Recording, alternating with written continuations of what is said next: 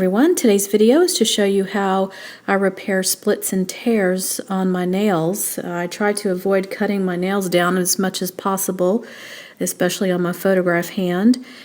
The method I'm using is called AcryGel, and it's named for using acrylic powder with a gel, soak-off gel base coat. The really nice thing about this is you get the strength from the acrylic powder, but you don't get the permanence of it by using a monomer as opposed to using the soak-off base gel. This allows you to actually soak off the overlay if you wish. You don't have to if you don't want to. If you decide to keep your nails natural without applying any color, you can simply go and do a refill using the product. But since I do my color manicures, pretty much every week, I just soak it off and redo it. I also, because I don't know if you'll be able to see this nail, when I was soaking off and I was drying my hand off, I was already nursing a split on this one, and it caught on my shirt and it completely ripped the tip off. So I super glued it back on. There was still a little bit of an overlap, so that's a good thing. Super glued it back on, but I need to cover up those sides. And what I use is the silk wraps that you can find at Sally's. And they come in these little kind of nail-shaped things. I don't use the wrap to cover my whole nail. I use just enough of a strip to cover the tear. And also, when I do this, I don't cut off the edges. I find that if I just run a strip of this across the top of my nail without bringing those edges around to the bottom side of my nail, and I'll show you how I do this here. I just place the strip on my nail.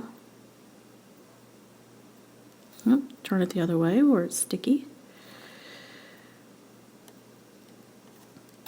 I'll try and position this where I get an even overlap on each side.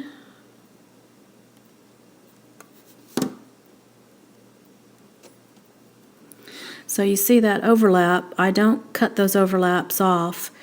Because this is a tear that goes all the way across, I find that I get extra strength if I take that flap and I press it to the underside of my nail. And doing that gives me the extra strength that I need, at least on the sides, with that silk. So at this point I would cover that. I'd put a little layer of super glue over this, as well as put it on the bottom. And then I'll show you how to do the AcryGel. So I'm going to put that super glue on there, let it dry, and I will be right back. Alright, so the super glue has dried, and at this point I'd like to just kind of give it a little buff across the top. Get some of those rough edges taken care of.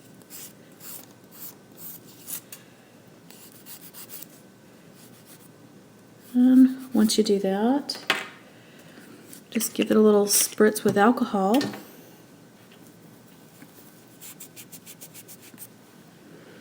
Wipe that off, let it dry, and then you'll be ready to apply your AcryGel.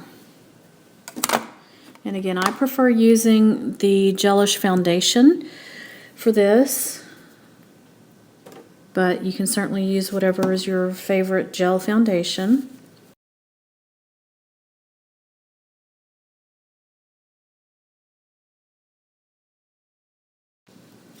Now, you will not cure this. You want to make sure you get all the excess gel off your skin. You're not going to cure it. You're going to take your acrylic powder, and again, it's just a very fine, this is clear. I believe they have a pink and a white. I prefer to get the clear, since I don't need any other color on my nail, since I do the colors.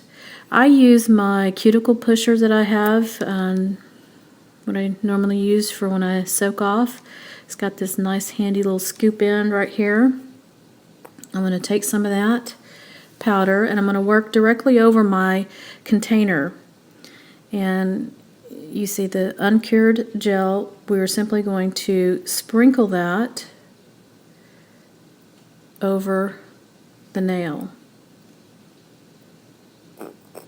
You want a nice even coating of the powder on your nail. Make sure you get all of that base gel covered. Don't touch your nail if at all possible. It will leave dents in it. When you have all of your spots covered up, I simply put my nail down like this, tap to remove any excess. And then I'm going to cure this for 30 seconds. So I'll be right back. Alright, so my AcryGel has cured in the lamp.